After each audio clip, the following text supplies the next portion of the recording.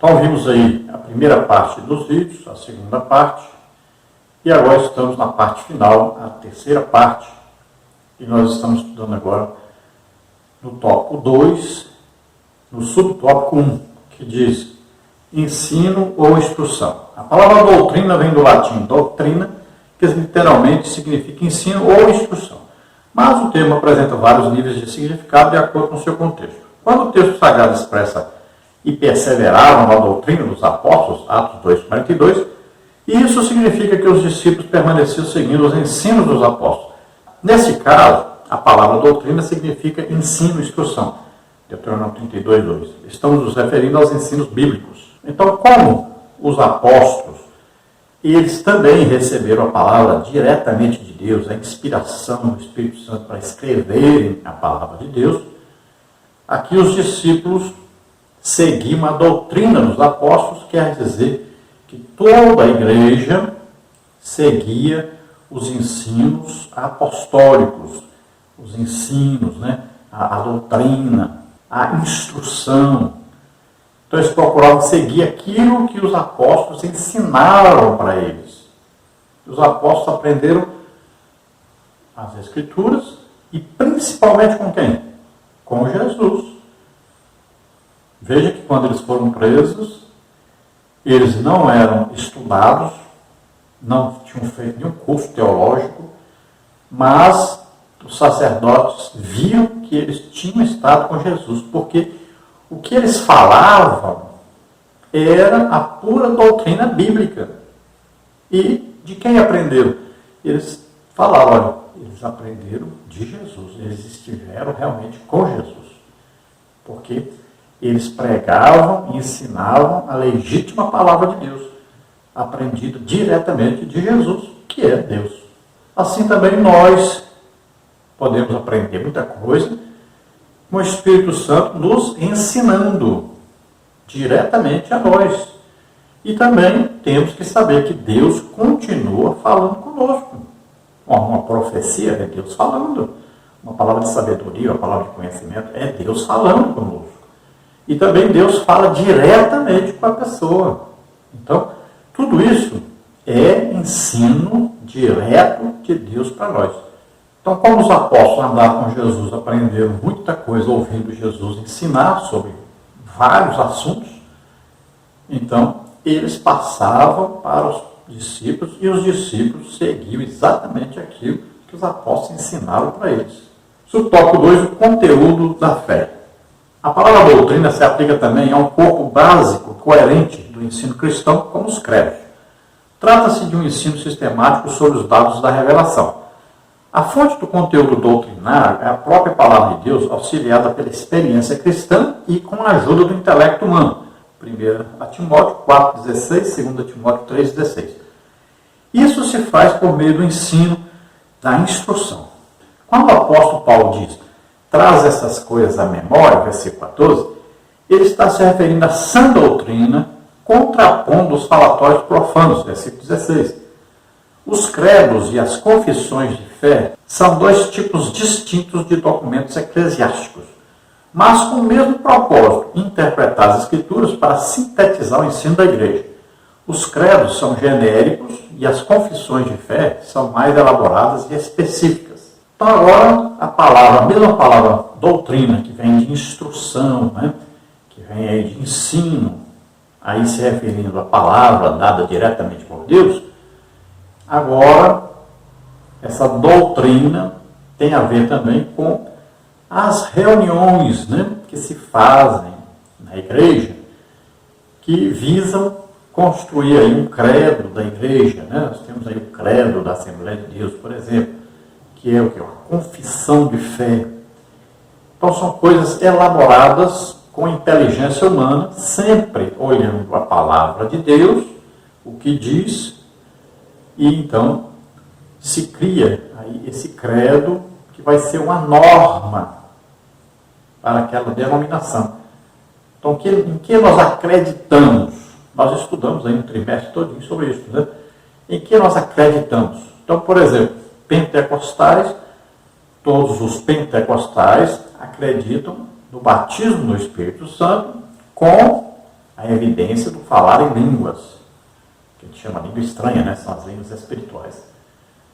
Também, todo pentecostal crê que os dons do Espírito Santo são atuais, tanto estavam em atividade no tempo dos apóstolos, como estão em atividade em nosso tempo.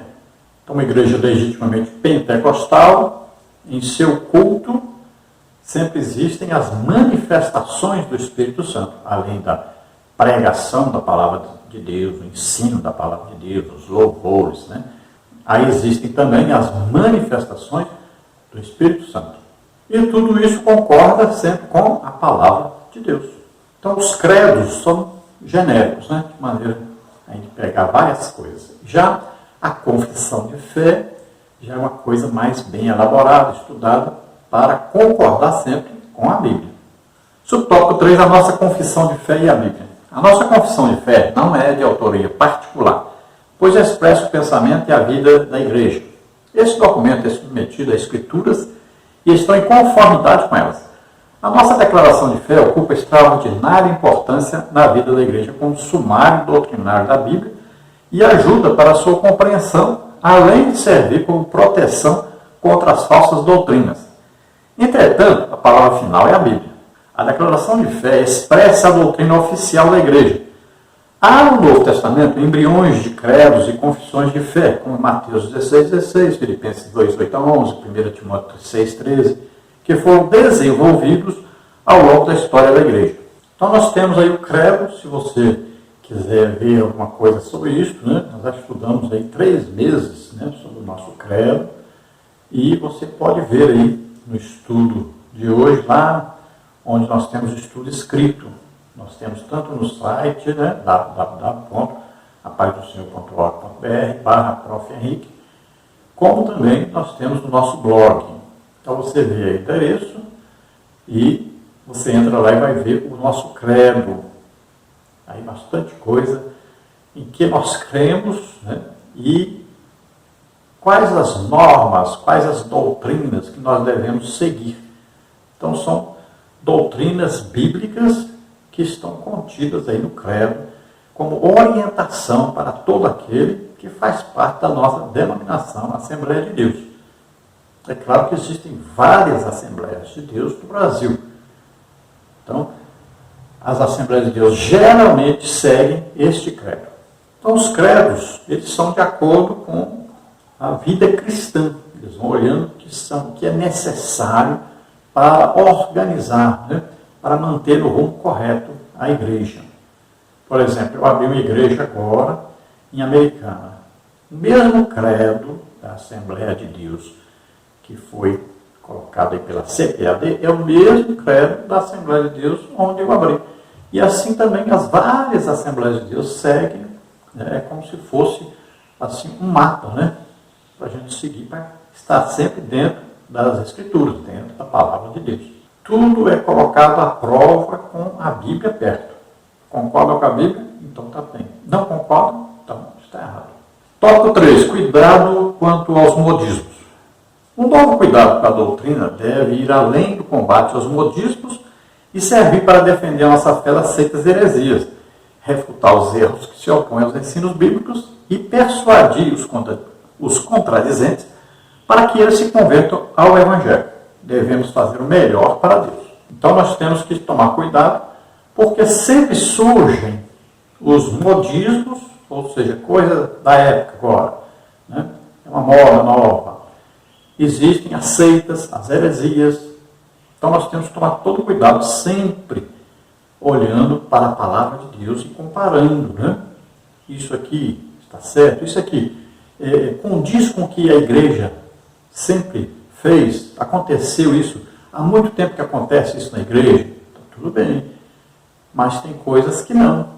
Então, por exemplo, a teologia da prosperidade, nós temos visto que ela tem entrado até na Assembleia de Deus, mas não tem nada a ver, né? O Novo Testamento, nós vamos dizer que não concorda com isso. Nós não temos nenhum dos apóstolos que ficou rico, aceitou Jesus e de repente ficou rico. Não existe nenhum. Então não tem base bíblica para apoiar uma doutrina destas. confissão positiva, né? Parece mais uma coisa de feitiçaria, né? Não temos isso na Bíblia. Os apóstolos não ensinaram confissão positiva. Aí quebra de maldições, então não temos isso no Novo Testamento, nenhum apóstolo ensinando sobre isso. Então, devemos tomar cuidado, porque olha, o apóstolo Paulo diz em Gálatas 3,13, Cristo nos resgatou da maldição da lei, fazendo-se maldição em nosso lugar, porque está escrito, maldito todo aquele que morreu no madeiro. Então nós temos que as nossas maldições Jesus já levou. Então nós temos que tomar cuidado de seguirmos a palavra de Deus. Então são coisas, seitas, heresias, malditismo, que vão surgindo. Agora se nós falarmos assim, fulano levou, o pregador estava pregando, deu um lenço, uma toalhinha, para a pessoa levar e colocar no doente. Então na nossa denominação não é normal, mas na Bíblia tem? Tem base bíblica? Tem. Os lenços e aventais de Paulo eram levados. E demônio saía, doença saía, enfermidade saía da pessoa. Então é bíblico? É bíblico. Tem gente, pessoas estão ungindo as pessoas com óleo. Tem na Bíblia? Claro, é evidente. O Tiago diz, está alguém doente entre vós, chama os presbíteros da igreja, unge o doente com óleo. A oração da fé curará o doente, se tiver pecado, serão perdoados. Então, é bíblico. As pessoas às vezes ficam assustadas com as coisas que são bíblicas. Não é? Será que eu orar por uma pessoa e ela cair ao chão é bíblico? Está lá, Daniel, Ezequiel, né? Lá os sacerdotes não conseguiam ficar em pé quando a glória de Deus invadiu o templo. Quando Jesus falou com os soldados que caíram para o chão. Então, é bíblico. E sempre aconteceu na igreja? Sempre aconteceu na igreja. Se nós olharmos aí Daniel Berg, o Navini, né? Temos aí o diário, dizendo, várias vezes aconteceu isso. Aí a pessoa fica, mas sorri, fica rindo. Olha lá no diário. Isso é coisa que sempre aconteceu na Assembleia de Deus. Quantas vezes? Às vezes você nunca participou de um avivamento, não sabe o que é isso. Na sua igreja não tem isso. Porque não existe avivamento. Mas eu já vi várias vezes acontecer, de pessoas passar a noite inteira sorrindo. E você fica, qual a função disso?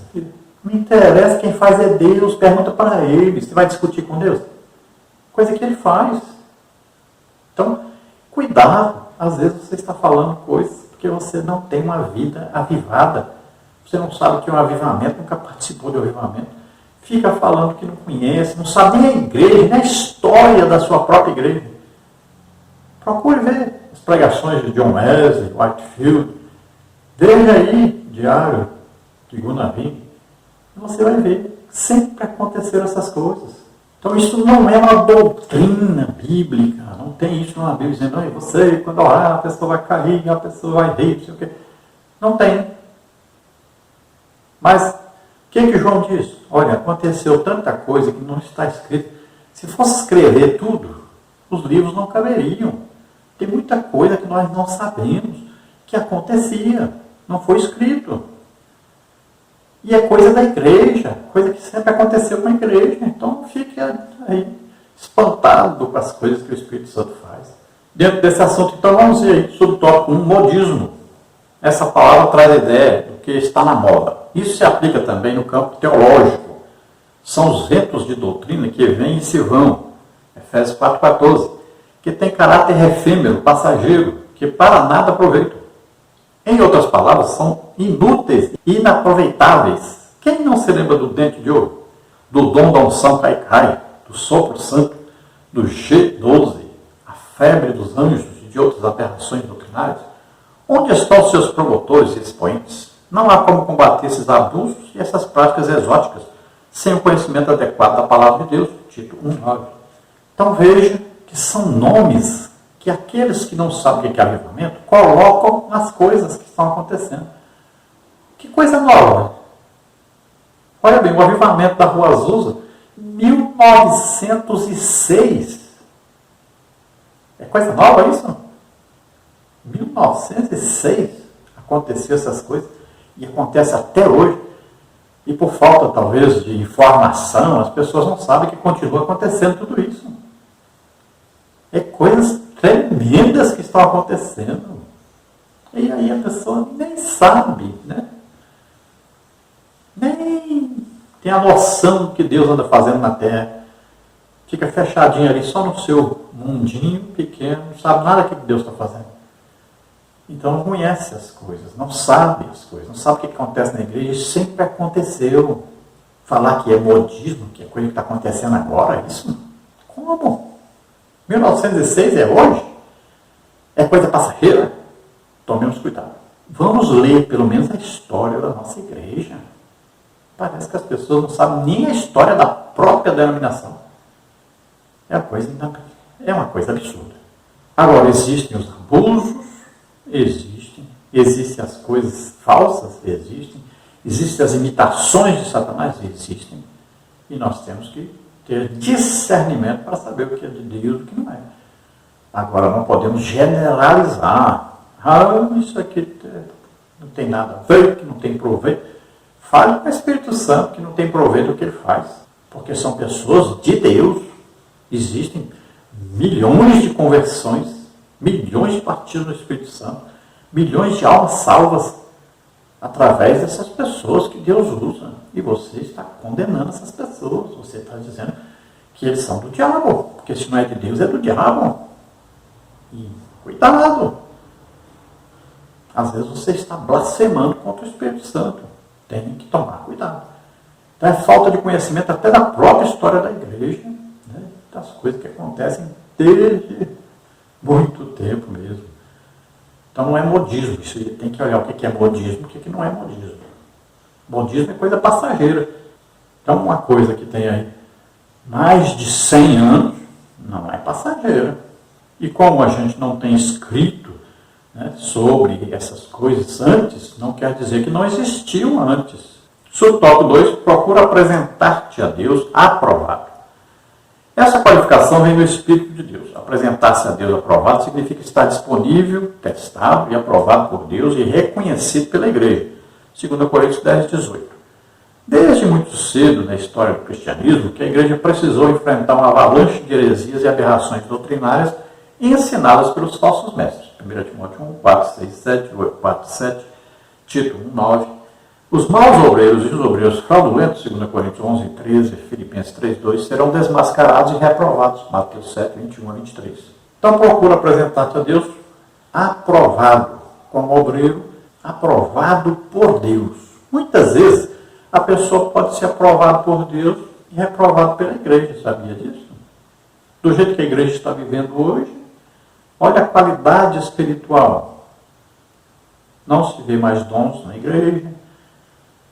Nesse tempo agora de pandemia, por exemplo, estão tudo enfiados dentro de casa assistindo filmes, novelas, não vão para a igreja, não estão evangelizando, não estão orando, não estão jejuando, dificilmente estão lendo alguma coisa na Bíblia, não estão congregando. Então veja só. Às vezes, a própria igreja não reconhece a manifestação de Deus no seu meio. Não foi o que aconteceu com os judeus. Ensinavam sobre Deus, falavam sobre Deus. Jesus apareceu, eles nem reconheceram que era Deus. O Messias, que eles falavam tanto sobre ele, chegou e eles nem reconheceram. E a gente está vivendo esse período agora, que as pessoas não reconhecem mais Deus dentro da igreja. Agora, sempre existiram as heresias, os falsos ensinos, os falsos mestres, e temos que estar sempre lendo a Bíblia para comparar, olhar direitinho, se tem alguma coisa contra a Bíblia, né? Porque muitas vezes tem coisa que acontece e que não está na Bíblia, lembre-se disso. Nossa vida cristã tem muita coisa que acontece que não tem na Bíblia. E a gente sabe que é de Deus. Então tem que ver, é contra o ensino da Bíblia? É contra a Bíblia? Está levando você para longe de Deus? Está levando você para deixar de ler a Bíblia? Deixar de congregar? Não, então, não condene uma coisa que leva para Deus, que conduz a Deus, que nos leva a maior intimidade com Deus, maior conhecimento de Deus. Subtópico 3, como obreiro que não tem de que se envergonhar. O termo obreiro, tanto em grego quanto em português, vem da obra, do trabalho, e tem significado amplo no Novo Testamento. No sentido literal, refere-se ao trabalhador do campo, Mateus 21. No sentido metafórico, a todos que se dedicam à obra de Deus, Mateus 9, 37, 38. E de maneira geral, aos apóstolos e demais oficiais da igreja, Lucas 10, 7, 1 Timóteo 5, 18. A nossa declaração de fé afirma: o termo obreiro é genérico e usamos praticamente para todos os cargos e funções da igreja. Então, o que nós adotamos aí como obreiro, né, é todo aquele que trabalha na igreja, tem um trabalho para Deus, que exerce uma função dentro da igreja. Então, o obreiro, ele tem que estar sempre lendo a Bíblia, estudando a Bíblia, meditando na Bíblia, para poder conversar sobre a Bíblia, poder evangelizar, vai precisar de usar a Bíblia. Então a fé vem pelo ouvir e ouvir pela palavra de Deus. Então nós temos que pregar a palavra de Deus, ensinar a palavra de Deus. É isso que vai mudar as pessoas, que vai transformar as pessoas. É que vai fazer com que as pessoas nasçam de novo. Temos que pregar a palavra de Deus. E no subtópico 4, que maneja bem a palavra da verdade. O verbo grego para manejar bem é ortotomeu, literalmente cortar reto, cuja ideia é cortar na linha reta. A ideia é manter o curso correto. É uma palavra rara. Aparece uma só vez no Novo Testamento e duas vezes na Septuaginta. Provérbios 3, 6, 11, 5. O emprego paulino dessa palavra é metafórico e muitas interpretações já foram apresentadas ao longo dos séculos. A preocupação de Paulo é com o ensino correto da palavra de Deus, com base numa exegese sólida com aplicação para a edificação espiritual da igreja. Isso significa também não fazer uso da palavra no púlpito para atacar algum desafeto entre os irmãos por meio de indiretas. Púlpito não é lugar de desabafo. Então, quem maneja bem, né? Trata bem, conhece bem, sabe os textos e contextos, né? Aí ele apoia sua fé, seu ensino, sua pregação na Bíblia, sabendo, olha, aqui tem também, concordando com isso que eu estou falando, aqui também tem versículo tal, capítulo tal, livro tal, e vai assim, né? Então, sempre nós temos que manejar a palavra de Deus, aí procurar os capítulos, versículos, né? Vamos estudando e vamos aí vendo o que é correto, o que está de acordo com a Bíblia, o que vai trazer edificação, consolação, exortação ao povo de Deus e que vai trazer salvação às pessoas. E o que vai trazer o bem-estar, né, das pessoas, da igreja, que vai transformar as vidas para melhor. Então é falado aí da exegese, que é isso. Pegar os capítulos, versículos que concordam com aquele assunto, né, que apoiam aquele assunto e vai nos levar a uma direção correta de acordo com a palavra de Deus. Conclusão, nós temos compromisso com a palavra de Deus e cremos que ela é a única revelação de Deus escrita para a humanidade. Diante disso, fica claro que nenhuma outra literatura exerce autoridade sobre a nossa vida. Então a Bíblia é a regra, é a palavra infalível, correta, sem nenhum defeito. Então nós temos que pegar a Bíblia para ver se nós estamos de acordo com a Bíblia. Então ela é a verdade, é o prumo, é o correto, é eterno, né? Jesus diz: passarão os céus e a terra, mas as minhas palavras não passarão. Então nós vamos seguir a Bíblia, orientar toda a nossa vida de acordo com a Bíblia. Nunca podemos ir contra a Bíblia, nunca podemos aí pegar uma doutrina bíblica e falar assim: não é essa doutrina, não está correta, é assim. Nunca podemos fazer isso. Então, a Bíblia é o que é correto. Nossa vida cristã tem que ser pautada na Bíblia. Nossa maneira de viver de acordo com a Bíblia. Seguindo sempre a Bíblia e tendo a Bíblia como a nossa orientação correta para todo o nosso viver e mirando sempre na vida eterna. Encontrarmos um dia com o Senhor. Estarmos sempre na expectativa da vinda de Jesus Cristo. Para isso, a Bíblia que vai nos conduzir. Nós olhamos para a Bíblia e vivemos e vamos seguindo. Aí sim, chegaremos ao encontro com o Senhor. Vamos orar agora. Se você, ouvindo esta palavra, assistindo os vídeos, Você decidiu entregar sua vida para Deus, começar uma vida nova com Deus agora. Então vamos orar agora. Aceite agora Jesus Cristo como único Senhor e Salvador. Ele deu a vida por nós na cruz, levando os nossos pecados, enfermidades, doenças, maldições, tudo que nos era contrário. Ele levou.